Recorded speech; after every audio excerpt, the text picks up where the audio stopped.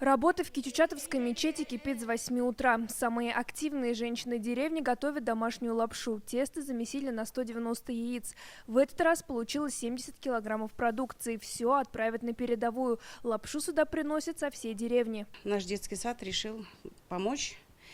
И мы своим коллективом урезали лапшу на 55 яиц. Вместе все сотрудники, даже у нас дети, там помогали, чтобы и дети видели патриотический дух нашего народа. Мы тут работаем как конвейер.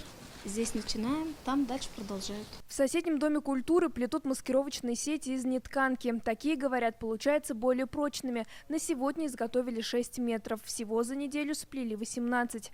В среднем такой сети хватает на маскировку одного танка. Вшестером односельчане справляются за несколько часов. У нас есть в WhatsApp группа деревенская.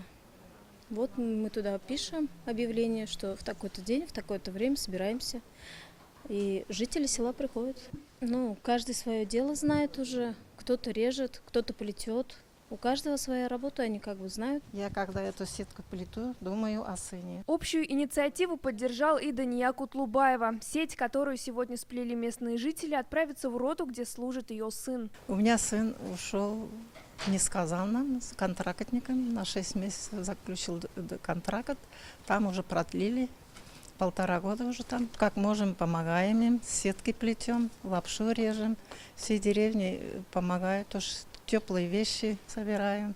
Они скучают по домашней еде. Вот эти вот коробки нам односельчане принесли. Из Кичучатова в зону СВО ушли 7. Кто-то по частичной мобилизации, несколько заключили контракт. Жители деревни помогают и тем, и другим. В этот раз гуманитарной помощью отправят 130 окопных свечей. Деньги на парафин и жестяные коробки собирали всей деревней. Наши бойцы первую партию свечей уже получили. Очень благодарили, просили отправить еще. Мы их сделали. Для нас главное, чтобы они живыми, невредимыми вернулись домой. Пусть наша, хоть и небольшая помощь, облегчит им жизнь.